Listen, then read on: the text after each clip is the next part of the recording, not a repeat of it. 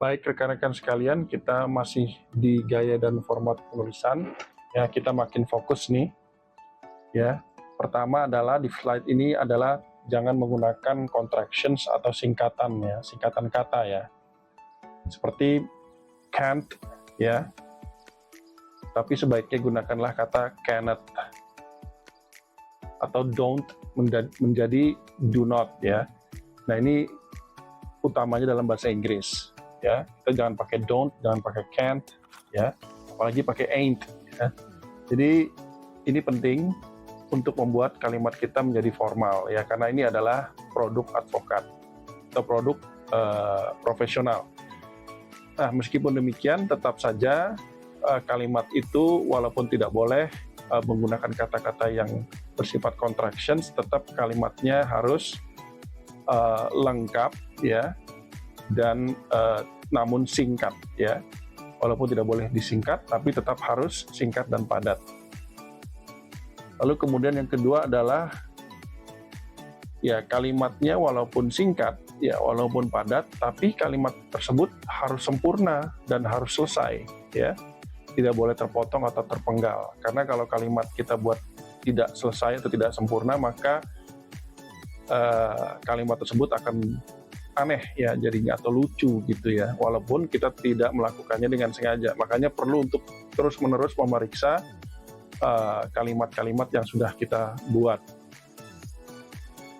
Lalu yang kemudian yang ketiga adalah paragraf itu ya tidak boleh terlalu panjang ya, walaupun kita perlu untuk memasukkan semuanya ya, satu tema atau topik dalam satu paragraf, namun jangan terlalu panjang ya, antara 5-7 kalimat atau 6 kalimat lah ya. Tidak baik jika lebih dari itu gitu. Apalagi kalau kalimatnya itu panjang-panjang. Lalu yang keempat adalah kita perlu untuk menggunakan frasa atau kalimat penyambung ya.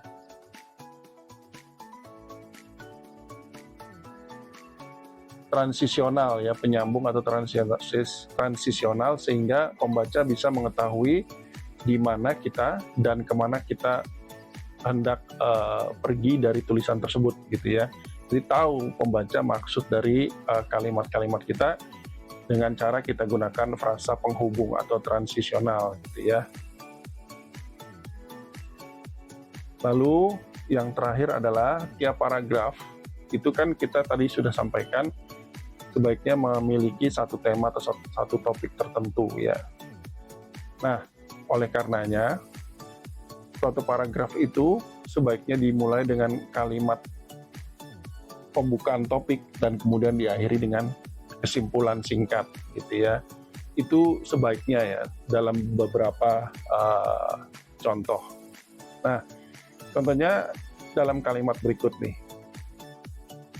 Jadi meskipun demikian, nih kalimat atau kata transisional, pemilik kafe. Meskipun demikian, pemilik kafe masih memiliki peluang untuk tidak bertanggung jawab kepada konsumen jika dapat dibuktikan. Nah, jika juga ini kalimat yang penghubung ya, jika dapat dibuktikan bahwa pemilik kafe telah memerintahkan karyawan untuk cermat dalam memeriksa kondisi susu. Apalagi, ya, ini juga kalimat penghubungnya, apalagi jika terbukti pula bahwa pemilik kafe berkata akan segera membeli freezer baru, sementara karyawan justru tidak menaati perintah tersebut. Artinya, nah ini kesimpulan akhirnya dari suatu paragraf, artinya pertanggungjawaban tidak dikenakan kepada pemilik kafe, namun kepada karyawan. Nah ini contoh ya kalimat-kalimat ya, satu paragraf ya, tidak lebih dari 7 anak kalimat, lalu kemudian memiliki awalan topik dan juga ada kesimpulannya. Demikian rekan-rekan sekalian, kita masuk ke slide selanjutnya.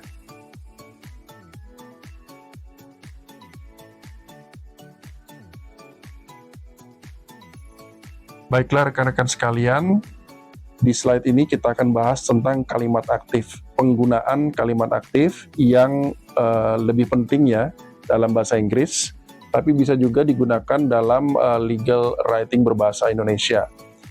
Jadi kalimat aktif ini penting untuk selalu didahulukan dalam hal membuat legal writing. Kenapa? Karena kalimat aktif ini lebih simple, lebih efisien, lebih direct, dan ujungnya akan memberikan pemahaman yang lebih baik kepada pembaca legal writing kita. Nah, dalam hal apa kita menggunakan kalimat pasif atau passive voice dalam suatu legal writing ya? Kita bisa juga menggunakan passive voice dalam hal subjek daripada kalimat tersebut tidak diketahui atau tidak ingin kita sebutkan. Misalnya jika subjeknya adalah klien kita dan kita hendak berusaha melindungi dia dalam suatu kalimat, ya, ini khususnya akan kita pergunakan dalam legal writing berbentuk persuasif, atau misalnya kita membuat pledoi ya, atau gugatan atau jawaban ya, kita ingin melindungi subjek dalam kalimat tersebut, maka kita buat dalam bentuk kalimat pasif. Nah, kemungkinan kedua ya, masih dalam rangka membuat persuasif legal writing ya, atau bisa juga dalam objective legal writing, adalah bahwa jika kita ingin menekankan akibat dari perbuatan ya tergugat ya, atau orang yang kita hendak gugat ya, atau lawan dari klien kita. Jadi kita buat kalimatnya menjadi pasif sehingga memberikan kesan bahwa suatu perbuatan atau predikat daripada kalimat tersebut diakibatkan oleh si tergugat. Nah, kita pakai itu kalimat pasif. Oke, bagaimana kita jadikan kalimat aktif dan pasif ini dalam suatu contoh ya kalimat? Nah, kita langsung saja dengan contoh Budi vs Sari ya, rekan-rekan sekalian. Nah, kalau di kalimat aktif kita bisa tulis, pemilik kafe membiarkan konsumen meminum susu yang terbuat dari susu basi sehingga konsumen menjadi sakit perut. Ya, itu 17 kata.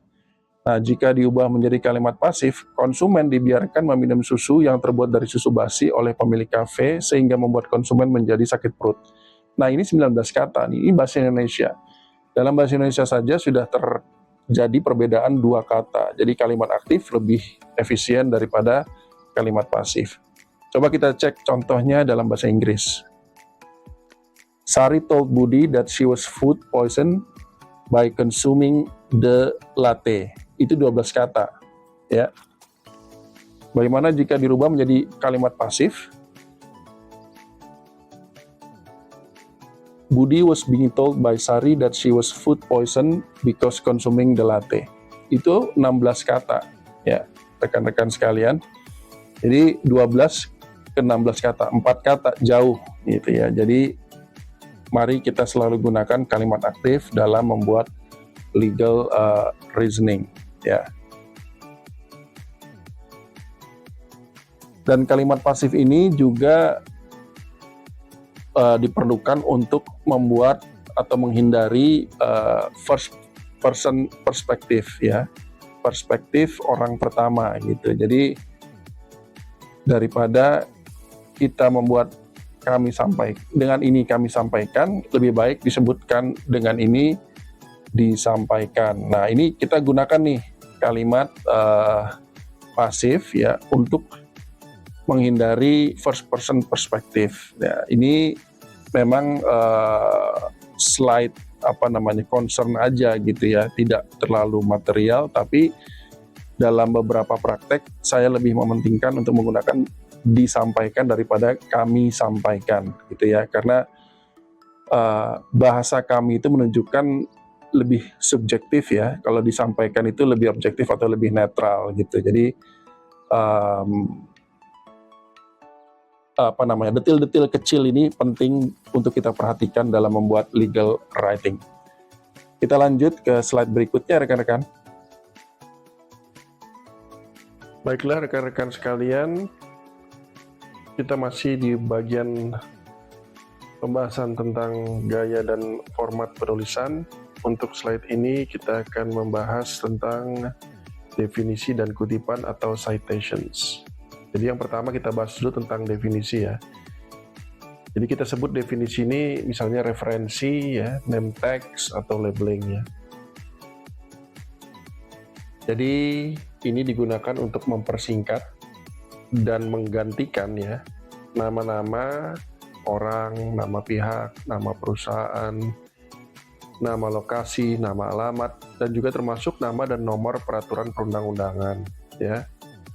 Ini digunakan dalam hal nama-nama tersebut panjang pencantumannya atau penulisannya, sementara dia akan digunakan berkali-kali dalam bagian lain di dalam legal writing kita. Contohnya misalnya PT Sumber Makmur Indonesia. Nah, ini kan panjang. Kita bisa menggunakan name tag ya, misalnya PT SMI ya. Nah, atau misalnya Undang-Undang Nomor 31 Tahun 1999 sebagaimana diubah oleh Undang-Undang sekian-sekian tentang pemberantasan tindak pidana korupsi. Kita buatkan name tag-nya UU Tipikor gitu ya, teman-teman. Nah, pengecualiannya apa? Ya, kita tidak perlu menggunakan name tag apabila ya nama-nama tersebut hanya akan digunakan sekali ya, atau tidak akan digunakan sering-sering dalam tulisan kita, dan bahwa name tag-nya akan sama dengan nama aslinya atau sifatnya sirkuler ya, berputar-putar. Misalnya apa? Misalnya nama pihaknya Anton gitu ya, hanya Anton, dan kemudian kita akan kutip menjadi, atau kita akan buat name tag-nya menjadi Anton juga. Nah, ini tidak disarankan ya untuk dibuat seperti itu.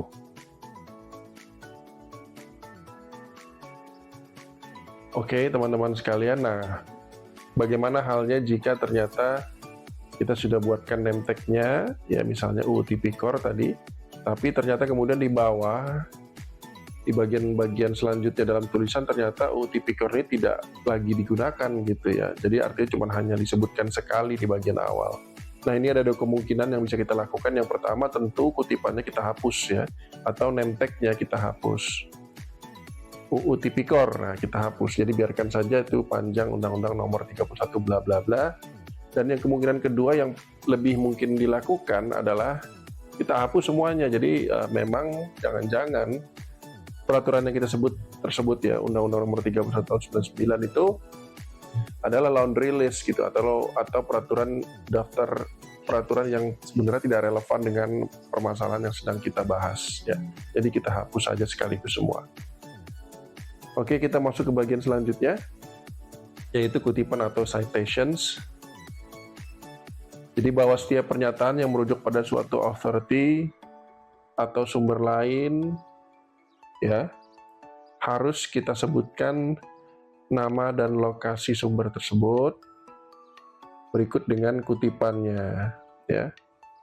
Kutipan itu kan bisa dari teks maupun suara ya, audio. Nah, kalau kutipan dari teks itu tertulis ABC, maka kita kutip ABC ya. Kalau sumbernya bersuara atau terdengar ABC ya untuk audio, maka kita juga kutip ABC ya.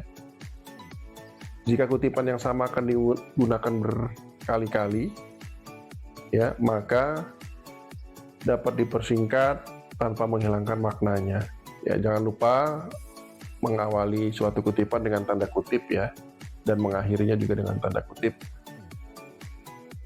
Nah, kadang-kadang penulis itu menginginkan dalam suatu kutipan untuk memberikan stressing ya, atau penekanan atau penegasan pada satu kalimat, pada satu kata gitu ya. Nah, kita bisa lakukan dengan cara memberikan penebalan pada kata dan kalimat tersebut di dalam kutipannya. Tapi jangan lupa kita sampaikan informasi bahwa setelah kutipan kita ketik ya, atau kita cantumkan informasi bahwa penebalan adalah penegasan ya, yang artinya bukan berasal dari sumber aslinya, melainkan ada interferensi dari kita sebagai penulis untuk stressing tadi. Demikian rekan-rekan sekalian, kita lanjut ke slide berikutnya.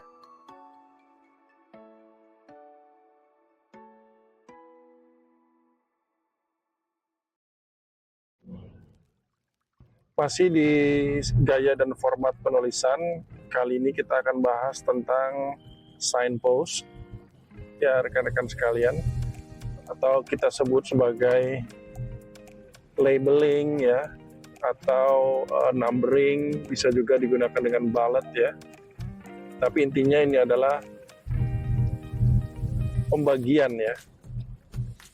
Jadi signpost ini digunakan untuk melakukan pemecahan kalimat atau paragraf yang panjang dan kategoris. Tujuannya apa? Agar kalimat dan paragraf itu tidak terlalu rumit, ya, tidak berbelit-belit dan sekaligus mudah untuk dimengerti oleh pembaca. Nah, ini contohnya ya, kalau suatu paragraf tidak diberikan signpost, ini saya kutip langsung dari sumber saya, jadi contohnya berbahasa Inggris ya. Ini contohnya tanpa signpost. The DAP was declared, ya DAP ini maksudnya rules ya, was declared unconstitutional because it violates the separation of power principle, the manner by which funds are extracted and disbursed are not in accordance with the Constitution. The principle of augmentation is also violated. Nah, coba itu kalimat itu kalau kita baca paragraf itu ya, itu sangat rumit ya. Padahal sebenarnya itu bisa dipersingkat atau disederhanakan dengan menggunakan signpost. Jadi kalau ada signpost jadi seperti ini. The XX law atau rules was declared unconstitutional because of the following. Nah, titik 2 ini kan categorical nih, jadi langsung dibuat numberingnya. Ya, because of the following reasons ya. 1. They violates the separation of power principle. Ya kan? The manner by which funds are extracted and disbursed are not in accordance with the constitutions. Yang ketiga, lastly, the principle of augmentations is also violated. Nah, jadi ada bahasa lastly-nya ya di bagian terakhir atau di poin ketiga. Nah, ini artinya dengan kalimat atau paragraf seperti ini yang dibuat dengan signpost, pembaca dapat lebih paham maksud dan topik daripada suatu paragraf. Demikian rekan-rekan, memang dengan adanya signpost terkesan bahwa satu paragraf menjadi lebih panjang ya, karena atau satu topik ya menjadi lebih panjang karena akan dipecah dalam beberapa subparagraf. Namun ini demi memberikan pemahaman yang baik kepada pembaca ya. Jadi kita harus pertimbangkan juga, kalau memang tidak perlu dibuat signpost ya jangan dibuat, tapi kalau perlu demi kepentingan pembaca silahkan dibuat, tapi juga harus diperhatikan jangan terlalu panjang topik atau temanya. Kita lanjut ke slide berikutnya.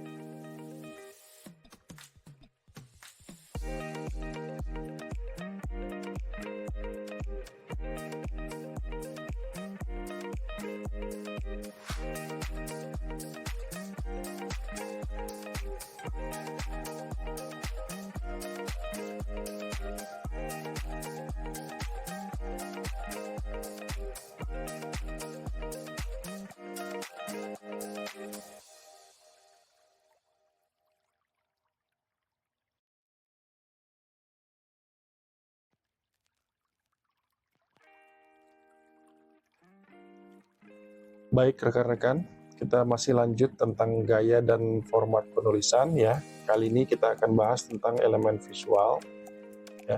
Jadi baik tulisan hukum, legal writing maupun scientific writing lainnya atau tulisan ilmiah ya, wajib untuk memperhatikan elemen visual. Nah, ini adalah elemen yang mementingkan atau memperhatikan suatu visualisasi ya, yang tentunya visualisasi menarik ya, yang manis dari suatu tulisan.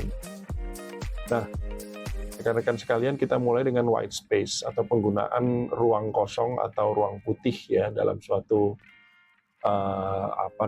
tulisan ya. Salah satu caranya adalah dengan tidak mencantumkan atau menuliskan paragraf yang panjang dan banyak pointersnya. Ya, jika banyak pointers, maka kita gunakan signpost seperti yang sudah dibahas sebelumnya, dan itu akan membuat atau menciptakan ruang kosong ya antar paragraf ya, sehingga paragrafnya tidak terlalu panjang dan rapat gitu. Jadi baik juga margin sebelah kanan dan kiri paragraf diperhatikan, tidak terlalu rapat ke samping dan kanan kiri, tidak juga terlalu rapat dengan atas dan bawahnya, dan paragraf tidak terlalu panjang.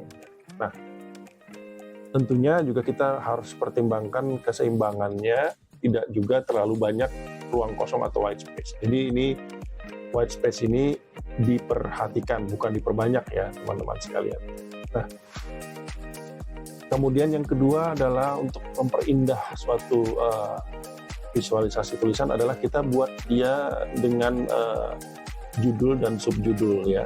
Kita tahu bahwa dalam suatu judul topik akan kita temukan banyak atau beberapa subtopik atau subjudul. Nah, ini kita buat judulnya dan subjudulnya, dan itu akan menimbulkan kesan visualisasi yang baik gitu ya. Termasuk juga fungsi substansinya yang membuat pembaca menjadi tahu apa pikiran utama dari suatu paragraf ya. Jadi ini juga mempraktekkan teori SIRAC ya. Jadi kesimpulan kecil atau kesimpulan singkat di awal sebelum kita bahas materinya dalam satu paragraf tertentu ya. Jadi judul dan subjudul diperhatikan. Kemudian penggunaan angka, huruf, bullet ya, numbering, dan juga misalnya tanda strip ya. Tadi ya terkait dengan signpost ya, itu juga akan memperindah visualisasi tulisan kita. Dan kemudian adalah penggunaan daftar isi. Nah, ini sebetulnya ya memang berguna juga untuk visualisasi, yang membuat tulisan kita menjadi lebih bagus ya karena ada daftar isinya, tapi juga lebih ke substansinya, karena daftar isi ini perlu dipergunakan untuk dokumen atau tulisan yang panjang kompleks ya, sehingga pembacanya bisa tahu kalau dia mau membaca lagi di bagian mana atau di tema apa dan di halaman berapa dapat dia temukan tema tersebut gitu ya. Apalagi penting ya, lebih penting lagi jika tulisannya berbentuk tulisan-tulisan yang akan dibaca oleh aparat penegak hukum atau lawan yang mempunyai kesibukan yang luar biasa dan tidak membutuhkan ya untuk membaca kecuali karena tugas mereka. Dengan adanya daftar isi tersebut, maka mereka dapat lebih cepat mencari bagian-bagian mana yang ingin mereka baca. Demikian rekan-rekan sekalian, kita lanjut ke slide berikutnya.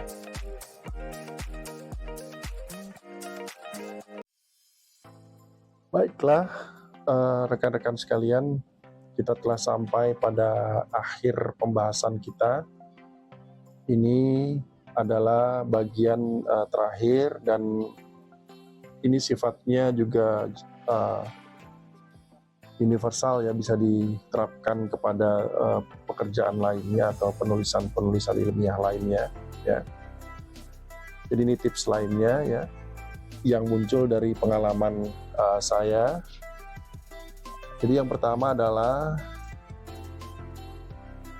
kita harus selalu diskusi dengan rekan tim dan senior ya sebelum dan selama masa pengerjaan legal writing. Jadi tidak hanya sebelum ya dalam mempersiapkan awalannya, tapi juga pada saat penulisan kita harus selalu berdiskusi dengan rekan tim dan senior ya. Jadi ini penting karena agar kita tidak tersesat ya, tanda kutip ya, dalam mengerjakan tulisan hukum kita, terutama jika kita masih junior ya, rekan-rekan sekalian. Jadi kita wajib untuk terus-menerus berdiskusi dan brainstorming, karena tadi ya, makin banyak pikiran, makin luas atau makin banyak cakupan yang dapat dipertimbangkan untuk dibahas. Tidak semuanya harus dibahas, tapi dapat dipertimbangkan untuk dibahas dalam suatu legal writing. Lalu yang kedua adalah revisit ya, datangi kembali gitu. Jadi ini dilakukan setelah kita selesai menulis ya. Setelah kita selesai melakukan penulisan ya, maka ada baiknya kita berhenti sejenak ya. Kita diamkan dulu tulisannya, terutama untuk pekerjaan yang deadline-nya masih lama ya, masih panjang.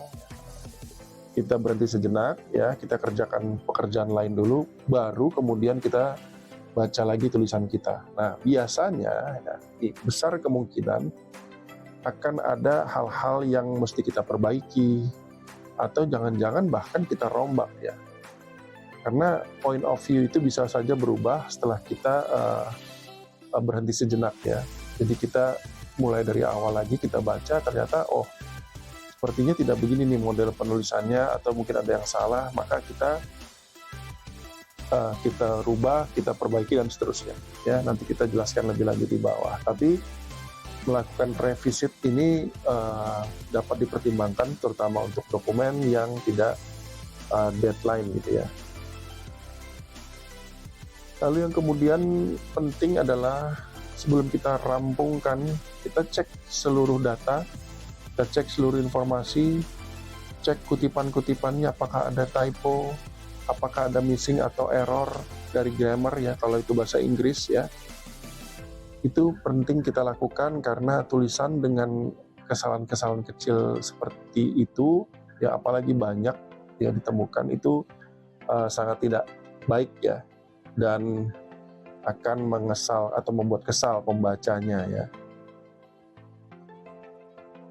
Lalu kemudian kita revise ya. Jadi tadi revisit, recheck, revise. Nah sekarang kalau sudah kita revisit, kita recheck ya, ternyata kita temukan hal-hal yang tidak pas ya, ada kesalahan, maka wajib kita revisi ya.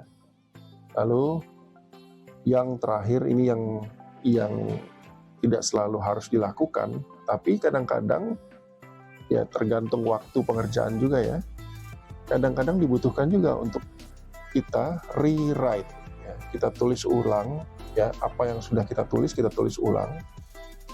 Misalnya tulisan itu baru selesai sekitar 50%, 70%, tapi kalau setelah kita baca lagi, kok ini kayaknya agak melenceng, maka bisa kita tulis ulang dari awal. Tentunya hasil-hasil riset tidak perlu dilakukan ulang ya, kecuali kalau mau ada konfirmasi atau ada kesalahan.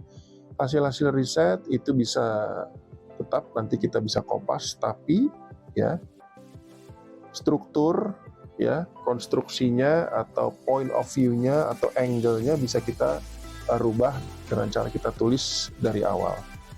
Jadi demikian rekan-rekan sekalian tentang tips lainnya.